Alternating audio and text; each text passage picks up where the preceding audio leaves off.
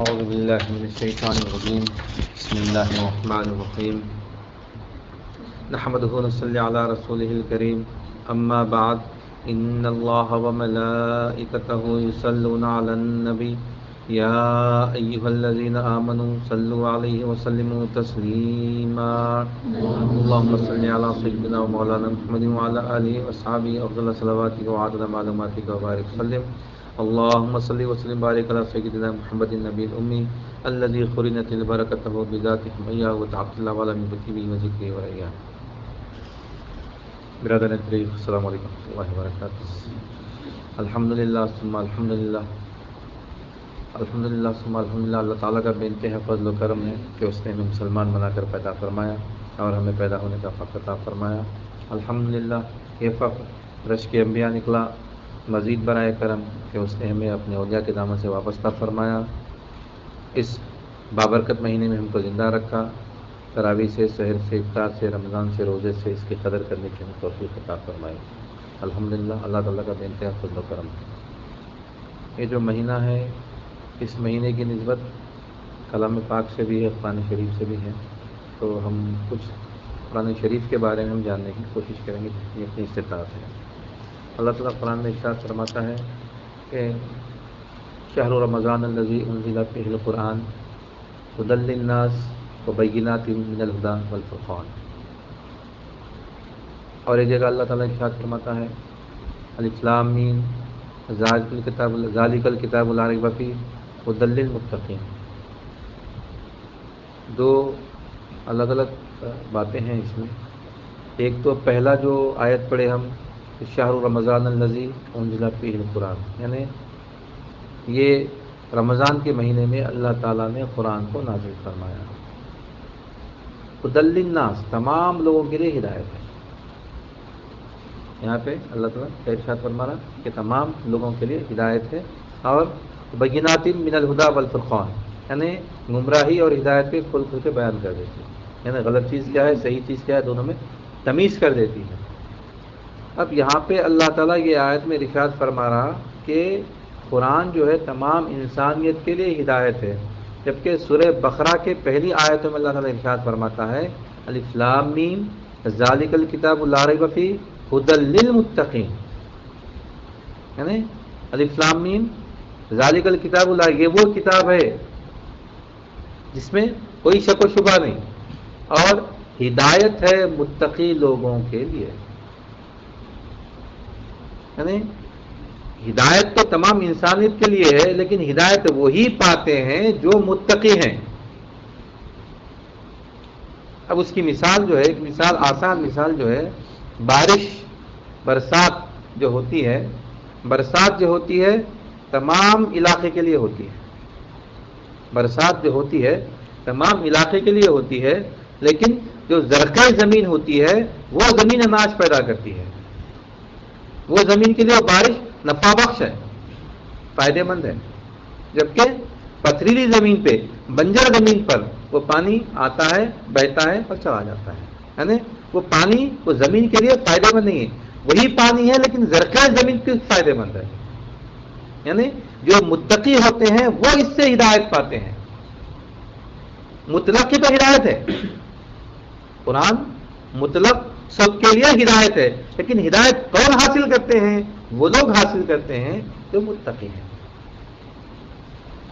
اور اللہ تعالیٰ ارشاد فرماتا ہے اور ایک جگہ اللہ تعالیٰ ارشاد فرماتا ہے کہ قرآن جو ہے، قرآن سے کچھ لوگوں کو ہدایت ملتی ہے اور کچھ لوگ اس سے گمراہ ہوتے ہیں. قرآن سے لوگوں کو ہدایت ملتی ہے اور قرآن سے لوگ گمراہ بھی ہوتے ہیں. یعنی جو لوگ غور و فکر کرتے ہیں، تفکر کرتے ہیں، وہ لوگوں کے لیے قرآن ہدایت ہے. اور جو لوگ غور و فکر نہیں کرتے ان کے لیے کیا ہے؟ اسی سے وہ لوگ گمراہ ہو جاتے ہیں.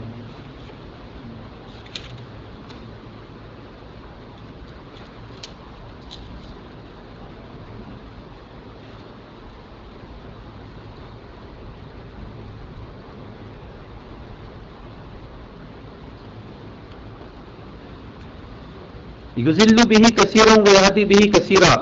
وما یضل به الا الفاسقین.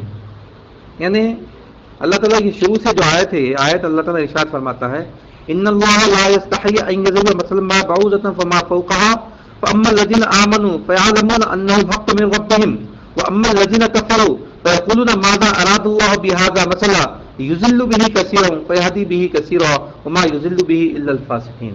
یعنی اللہ تعالیٰ ارشاد فرماتا ہے کہ یقیناً اللہ تعالیٰ اس بات سے نہیں شرماتا کہ اس سے وہ کوئی سی بھی مثال بیان کرے، مچھر کی ہو یا اس سے بڑھ کر یا اس سے چھوٹی. یہاں اللہ تعالیٰ بندوں کو سمجھانے کی خاطر اگر مچھر کی مثال اگر دینا چاہے تو مچھر کی مثال دینے سے بھی اللہ تعالیٰ نہیں شرماتا، یا اس سے حقیر شے کی بھی اگر مثال اگر دینے کے لیے بندے اگر سمجھتے ہیں، بندوں کو اگر ضرورت ہے تو اسے حقیر شے کی بھی مثال دینے کے لیے اللہ تعالیٰ نہیں شرماتا. پھر جو لوگ ایمان لائے وہ تو جانتے ہیں کہ بے شک ان کے رب کی طرف سے حق ہے، لیکن جن لوگوں نے کفر کیا وہ کہتے ہیں کہ ایسی مثالیں پیش کرنے سے اللہ کی کیا مراد ہے. اللہ اس سے بہتوں کو گمراہ کرتا ہے اور بہتوں کو ہدایت دیتا ہے، اور اس سے نافرمانوں کے سوا کسی کو گمراہ نہیں کرتا. یعنی جو نافرمان ہیں ان کے لیے یہ ہدایت نہیں ہے، گمراہی ہے. کتاب یہی ہے، کلام یہی ہے اللہ تعالیٰ کا، لیکن اسی سے لوگ ہدایت پاتے ہیں، اسی سے لوگ گمراہ ہوتے ہیں.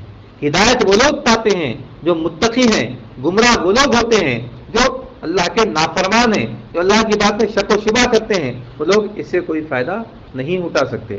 یہ قرآن شریف جو ہے آج ہمارے ہاتھ میں جو کلام پاک ہے، یہ سرکار رسول کے دور میں ایسی حالت میں نہیں تھا، ایسی حالت میں بالکل نہیں تھا. جب تک یہ کلام اللہ ہے، اللہ تعالیٰ کا کلام ہے، سرکار رسول کے اوپر وحی کی جاتی. جیسے ہی سرکار رسول کے اوپر وحی کی جاتی، سرکار دو علیہ وسلم جو اجلہ صحابہ تھے، جو کاتبان وحی جن کو کہا جاتا ہے، ان کو بلاتے اور ان سے لکھوا دیتے. تو وہ لوگ لکھتے، کوئی چمڑے پہ لکھتے، کوئی ہڈی پہ لکھتے، کوئی پتھر پہ لکھتے، اس کو جمع کر کے رکھ لیتے. اور سرکار رسول نے ارشاد فرمایا کہ تم اس کو حفظ کر لیا کرو. تو بہت سارے صحابہ اکرام قرآن مجید کو حفظ کر لیا کرتے تھے. اور سرکار رسول کے دور میں یہ ایک جمع کی شکل میں نہیں تھا. اور سرکار رسول ارشاد فرما دے کہ یہ آیت جو ہے یہ سورہ کے لیے ہے، یہ آیت یہ سورہ کے لیے ہے. بعض مرتبہ پوری سورت نازل ہوتی، بعض مرتبہ کچھ آیتیں نازل ہوتی.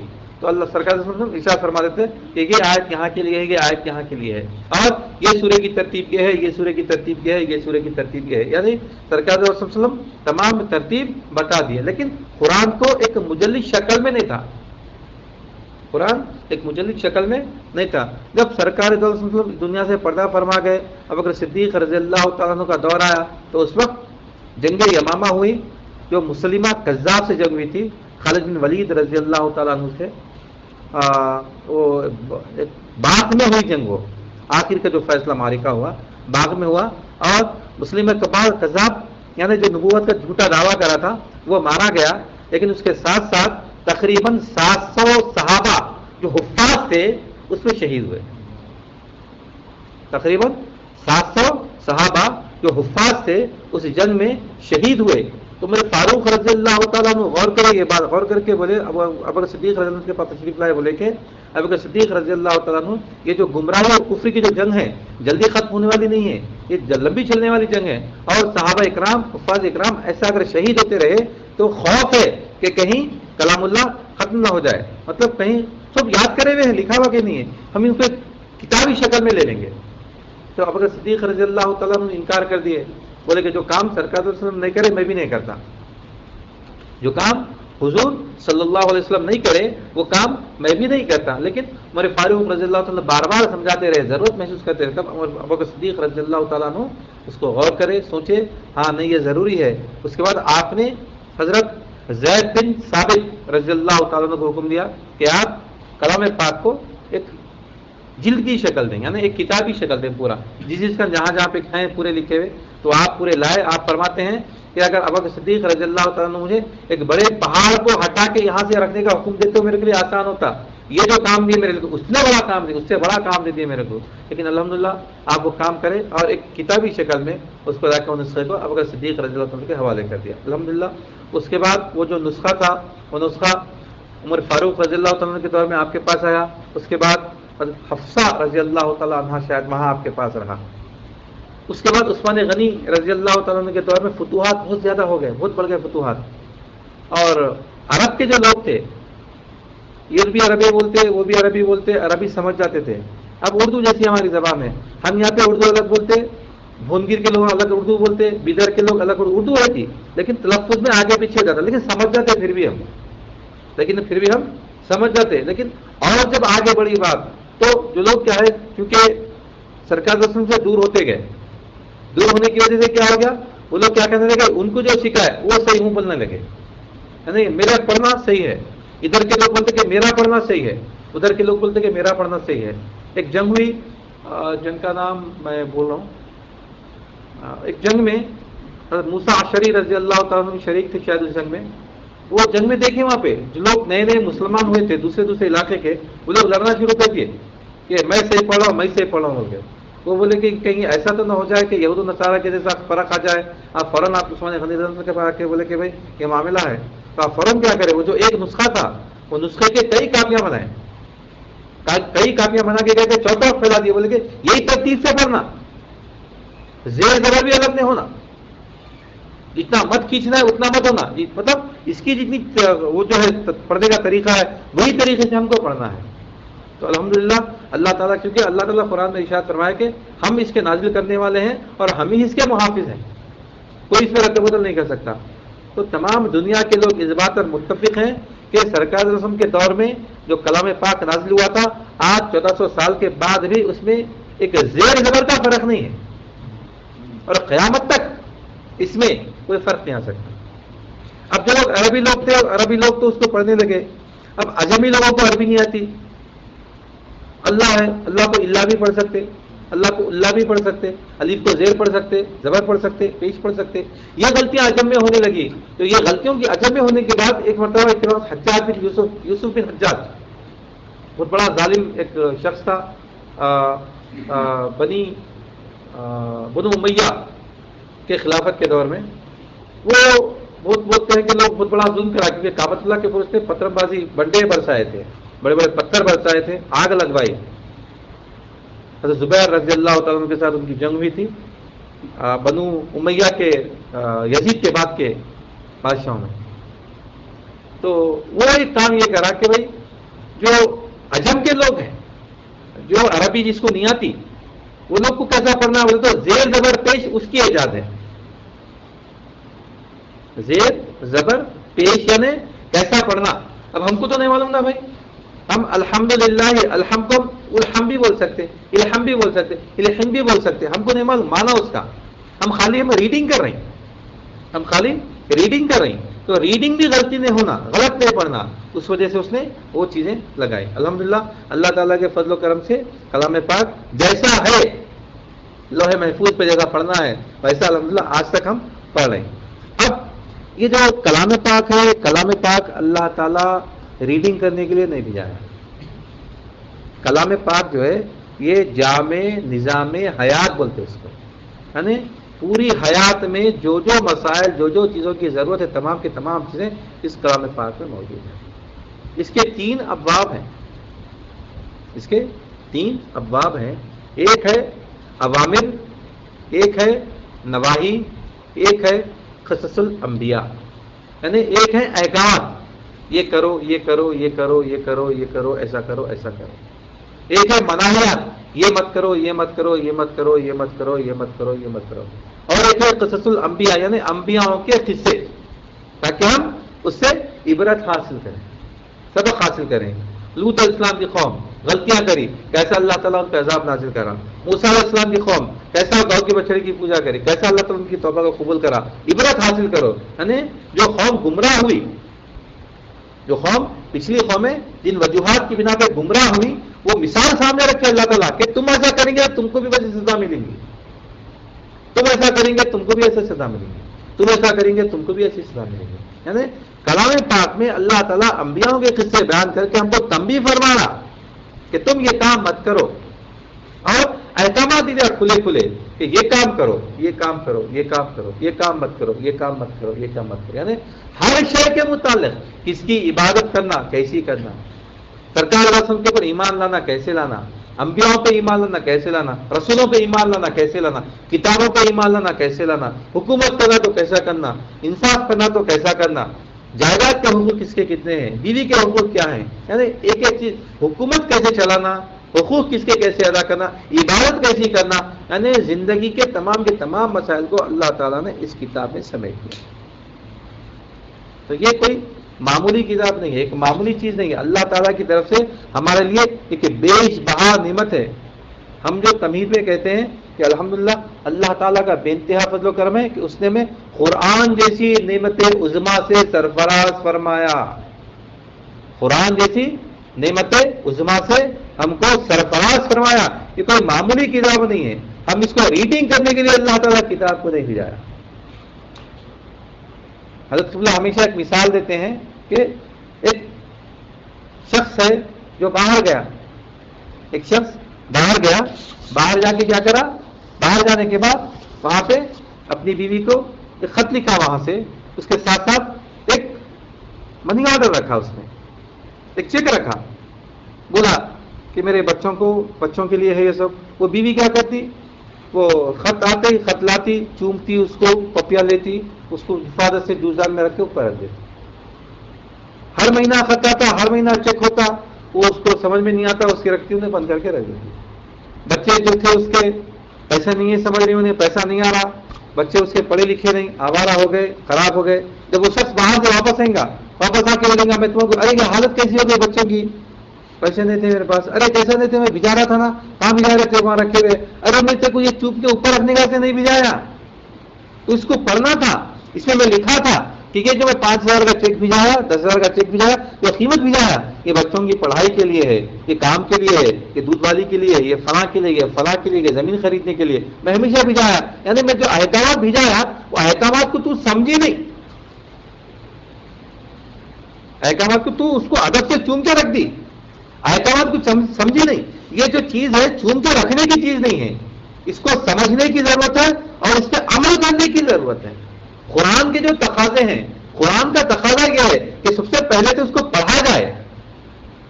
قرآن کا تقاضا کیا ہے کہ سب سے پہلے تو اس کو پڑھا جائے، پڑھنے کے بعد اس کو سمجھا جائے. جو خط آیا، خط میں پہلے تو اس کو پڑھنا پڑے گا، خط میں شعر کیا لکھا، پڑھ کے بھی اس کو سمجھنا پڑے گا. خالی سمجھ کے خاموش نہیں بیٹھنا پڑتا. سمجھ گئے انہیں 5,000 کا چیک ہے، 2,000 روپئے بڑے بچے کی فیس ہے، 2,000 چھوٹے بچے کی فیس ہے، 1,000 روپئے ایمرجنسی کے لیے گھر میں رکھنا ہے. سمجھ گئی، لیکن فیس نہیں بنی، پیدا ہوتا نہیں. پہلے تو پڑھنا، پھر سمجھنا، سمجھ کے اس پہ عمل کرے اگر تو کتنا فائدہ ہے. یہ کتاب ہمارے پاس جو آئی ہے، یہ کلام پاک ہمارے پاس جو آئی ہے، کلام پاک کو اللہ تعالیٰ جو بھیجایا ہے، اس کو پہلے ہم کو پڑھنا ہے، پڑھ کے اس کو سمجھنا ہے، سمجھ کے اس پہ عمل کرنا ہے. یہ ہمارے تقاضے ہیں، قرآن کے تقاضے ہیں. اس کے بعد جو ہم سمجھے، کیونکہ یہ ہمارے ایک کے لیے نہیں ہے، ہمارے ایک کے لیے ہدایت نہیں ہے، تمام انسانیت کے لیے ہدایت ہے. ہم زرخیز زمین بننا، اس کی اطلاع دوسروں تک بھی پہنچانا. قرآن کا تقاضا کیا ہے؟ قرآن کا تقاضا یہ ہے کہ پہلا اس کا جو تقاضا ہے، 4 تقاضے ہیں. پہلا تقاضا اس کو پڑھنا، دوسرا تقاضا اس کو سمجھنا، تیسرا تقاضا جو سمجھے اس پہ عمل کرنا، چوتھا تقاضا لوگوں تک اس کی تبلیغ کرنا، پہنچانا. یہ جو دین ہے، یہ جو اللہ تعالیٰ کا جو کلام ہے، یہ کلام کو ہم دوسروں تک پہنچانا. الف لام میم ذالک الکتاب لا ریب فیہ، کسی شک و شبہ کی گنجائش نہیں ہے اس کے اندر. یہ اللہ کا کلام ہے. اللہ تعالیٰ قرآن میں ارشاد فرما دیا، کیا ارشاد فرمایا؟ یہ جو کتاب ہے، یہ کتاب میری طرف سے ہے. اگر تم لا سکتے ہو تو اس کے مثل ایک اور آیت لا لو. تم ہرگز نہیں لا سکتے، تم کوئی آیت بالکل اس کے مقابل مواصل میں لا ہی نہیں سکتے. اللہ تعالیٰ قرآن میں ارشاد فرماتا ہے وَإِن كُنتُمْ فِي رَيْبٍ مِّمَّا نَزَّلْنَا عَلَىٰ عَبْدِنَا فَأْتُوا بِسُورَةٍ مِّن مِّثْلِهِ وَادْعُوا شُهَدَاءَكُم مِّن دُونِ اللَّهِ إِن كُنتُمْ صَادِقِينَ. اور اگر تم اس قرآن کے متعلق شک میں ہو جو ہم نے اپنے بندے پر نازل کیا، تو تم اس جیسی ایک صورت لے آؤ. اللہ تعالیٰ قرآن میں ارشاد فرماتا ہے کہ تم اس جیسی ایک صورت لے آؤ، اللہ کے سوا اور اپنے مددگاروں کو بلا لو جس کو تم چاہتے ہو. تم جس کو پوچھتے ہو، تم جس کو اپنا خدا مانتے ہو، ان سب کو بلا لو، اس جیسی ایک صورت لا لو. اللہ تعالیٰ ارشاد فرماتا ہے فَإِن لَّمْ تَفْعَلُوا وَلَن تَفْعَلُوا فَاتَّقُوا النَّارَ الَّتِي وَقُودُهَا النَّاسُ وَالْحِجَارَةُ أُعِدَّتْ لِلْكَافِرِينَ۔ چنانچہ اگر تم یہ کام نہ کر سکو اور تم ہرگز نہیں کر سکتے، اللہ تعالیٰ خود انکار فرما دے رہا، تم کر ہی نہیں سکتے، تم ایک مثال ایک آیت کی مثل نہیں لا سکتے تم، اور اللہ تعالیٰ ارشاد فرماتا ہے نہیں کر سکتے۔ اس آگ سے بچو جس کا ایندھن انسان اور پتھر ہیں، اس آگ سے بچو، دوزخ کی آگ جس کا ایندھن یعنی آگ جس سے پیدا ہوتی ہے، وہ آگ انسانوں سے پیدا کی جائے گی، پتھروں سے آگ پیدا کی جائے گی، اس آگ سے بچو، کافروں کے لیے تیار کی گئی ہے۔ اگر وہ آگ سے ہم کو بچنا ہے تو ہم کو اس کتاب پہ شک نہیں کرنا ہے، ہم کو یقین ہونا ہے یہ کتاب اللہ ہی کی جانب سے نازل کی گئی، سرکار رسول کے اوپر نازل کی گئی، جو ہمارے لیے ہدایت ہے۔ ہم زرخیز زمین بننا، ہدایت تو سب کے لیے، تمام انسانیت کے لیے ہے، لیکن جو زرخیز زمین ہے وہ اپنے اندر اناج پیدا کرتا ہے، جو پتھر ہے، جو بنجر زمین ہے، اس میں کوئی پیداوار نہیں ہو سکتی، اس میں کوئی ممکن نہیں۔ تو ہم یہ قرآن کے جو تقاضے ہیں، یہ قرآن کے تقاضوں کو پورا کرنا، کیونکہ اسی سے لوگ ہدایت پاتے ہیں، اسی سے لوگ گمراہ ہوتے ہیں، اسی سے لوگ ہدایت پاتے ہیں اور اسی سے لوگ گمراہ ہوتے ہیں۔ تو ہم ہدایت یافتہ لوگوں میں ہونا، گمراہ لوگوں میں نہیں ہونا۔ گمراہ لوگوں میں نہیں ہونا بولے تو اس کو ہم پڑھنا، اس کو سمجھنا، اس پہ عمل کرنے کی ہم کوشش کرنا۔ یہ رمضان کا مہینہ ہے، کلام پاک کی کثرت سے ساری دنیا میں اگر کوئی کتاب سب سے زیادہ پڑھی جاتی ہے تو یہ کلام اللہ ہے، اللہ تعالیٰ کا جو کلام ہے سب سے زیادہ پڑھا جاتا ہے، اور رمضان میں تو اس کی انتہا نہیں ہے۔ اور اس کی خاص بات یہ ہے کہ اس کو ترتیب سے پڑھنا، ورتل القرآن ترتیلا، سکون سے ٹھہر ٹھہر کے پڑھنا۔ اکثر لوگ کہتے ہیں کہ میں ایک دن میں قرآن ختم کر دیا، میں 2 دن میں قرآن ختم کر دیا۔ یہ ایک دن میں ختم کرنا، 2 دن میں ختم کرنا کیا نام ہے، دیکھیے فرماتے ہیں کہ یہ مکروہ ہے۔ کم از کم 3 دن لینا قرآن شریف کو ختم کرنے کے لیے۔ اکثر شبینے چلتے، ایک شبی شبینہ، 2 شبی شبینے، کچھ سمجھ میں نہیں آتا۔ قرآن بھاگم بھاگ کے واسطے نہیں ہے، قرآن بھاگم بھاگ کے لیے نہیں، آرام سے سکون سے ٹھہر کے پڑھنا۔ امام غزالی رحمۃ اللہ علیہ فرماتے ہیں کہ کم از کم اس کو اپنی کتاب احیاء العلوم میں فرماتے ہیں کہ قرآن شریف کو کم از کم 3 دن میں پڑھنا، اس سے کم میں نہیں پڑھنا۔ روز 10 پارے 10 پارے 10 پارے 10 پارے، ایک ہفتے میں بھی پڑھ سکتے، ایک مہینے میں بھی پڑھ سکتے، لیکن کم از کم رمضان میں ہم کوشش کرنا کہ کم از کم پورے رمضان میں ایک مرتبہ ہم اس کی مکمل تلاوت کر لیں۔ اب تلاوت کرنے کے بھی آداب ہیں۔ اب آیت میں دیکھیے آپ کے پاس تا رہتا، میم رہتا، لام رہتا، آیت رہتی، تو یہ تمام چیزیں کیا ہیں، اس کو رموز بولتے، کیا بولتے اس کو، وہ کتاب رموز۔ ہاں، اب جیسے کہ ایک مثال ہے اپنے پاس، ایک مثال کیا بولیں گے، دیکھیے بیٹھ مت ٹھہر، بیٹھ مت ٹھہر، بیٹھ مت ٹھہر، لکھنے میں الفاظ جو ہے سیم ہے، بیٹھ مت ٹھہر، بیٹھ مت ٹھہر، لیکن معنی دونوں میں بدل رہے ہیں۔ پہلے میں کیا بول رہے ہیں، بیٹھ یعنی بیٹھ جا، مت ٹھہر مت بیٹھ جا۔ دوسرا بتا رہے بیٹھ مت ٹھہر، نہیں بیٹھ مت ٹھہرا رہے، دونوں اپوزٹ ہے ایک دوسرے کے۔ لکھنے میں اگر دیکھیں ہم تو سیم دکھتا، تو معنی نکلنا ہو تو کیا کرنا پڑتا، وہاں پہ کاما لگانا پڑتا۔ ہم جو مقصد سے بولنا چاہ رہے ہیں تو پاس دینا پڑتا۔ تو قرآن شریف سے بھی کہاں پہ پاس دینا، کہاں پہ نہیں دینا، یہ تمام چیزیں اس کو بولتے ہیں رموز اوقاف۔ کیا بولیں گے اس کو، رموز اوقاف قرآن حکیم۔ رموز یعنی اس میں بولتا ہوتا، آپ کے پاس میم ہوتا، جیم ہوتا، زا ہوتا، لام ہوتا، یہاں پہ کہاں پہ ٹھہرنا، کہاں پہ نہیں ٹھہرنا، کہاں پہ کم ٹھہرنا، کہاں پہ زیادہ ٹھہرنا، کہاں پہ ٹھہرے بھی تو چلتا ہے، کہاں پہ نہیں ٹھہرے بھی تو چلتا، سمجھے نا۔ تو یہ چیزیں بھی بہت ہم کو توجہ کرنا ہے۔ اور سرکار نے ارشاد فرمایا بہت سارے لوگ ایسے ہوتے ہیں جو قرآن شریف پڑھتے ہیں اور قرآن شریف خود ان کے لیے بد دعا کرتا ہے۔ کیوں؟ کیونکہ وہ تجوید سے نہیں پڑھتے۔ تجوید سے قرآن شریف پڑھنا سیکھ لینا، کوئی عمر کی کوئی قید نہیں ہے۔ جب بھی ہم کو پتا چلا، جب بھی ہم کو معلوم ہوا کہ ہم غلط پڑھ رہے ہیں، ہم کو تجوید نہیں آتی، تو ہم تجوید سیکھ لینا اور پڑھنا۔ حضرت قبلہ تو بولے کہ حضرت قبلہ شادی کے بعد پیرانی وہاں سے سیکھے بولے، اس سے پہلے تک حضرت کو خود تجوید نہیں آتی، لیکن الحمدللہ کیسی آج کل خرت زبردست ہے حضرت قبلہ کی، بہترین خرت سے کلام پڑھتے ہیں آپ، سیکھ لیے تو سیکھنے میں کوئی عمر کی قید نہیں ہے، سیکھنے میں عمر کی کوئی قید نہیں ہے. ہم کو اگر نہیں آتی تجوید، ہم تجوید سیکھ لینا اور اس کے جو حقوق ہیں وہ حقوق ادا کرنا، کیونکہ یہ قرآن شریف کل قیامت میں ہمارے لیے مؤنس بنے گا، خبر میں ہمارے لیے مؤنس بنے گا. یعنی جب خبر میں بندہ اکیلا ہوتا ہے اگر کلام پاک کی تلاوت کرتا ہے تو ایک خوش الحان قاری فرشتہ بہترین خرت میں اس کی خبر میں قرآن کی تلاوت کرتا رہے گا اور اس کو سکون کی نیند آتی رہے گی، وہ تلاوت کرتا رہے گا. کس کے لیے؟ جو قرآن کو اپنا دوست بنایا، مؤنس بنایا، ساتھی بنایا، دن بھر جب بھی موقع ملا اس کو پڑھا. آج کل تو الحمدللہ سہولت ہو گئی، فون میں قرآن شریف آگے، ہر جگہ لے کے پھرنے کی ہم کو ضرورت نہیں ہے. جہاں موقع ملا ہم باوضو ہے آدھا پارا، پو پارا، ایک رکو، آدھا رکو، پو رکو، جتنا ہم پڑھ سکتے، 2 آیت 4 آیت، ہم جب بھی موقع ملا اگر ہم اس کو پڑھتے رہے تو ہمارا ساتھی ہو جاتا، مؤنس ہو جاتا. یہ مؤنس کا ہمارے قبر میں کام آنے والا ہے. تو قرآن ہمارے لیے مؤنس بن کے کام آنے والا ہے اور قیامت میں ہمارے لیے ڈھال بننے والا ہے. اللہ تعالیٰ کے آڑے لگائے گا، اے اللہ دنیا میں اس نے میری قدر کی، آج اس کو دوزخ میں مت ڈال.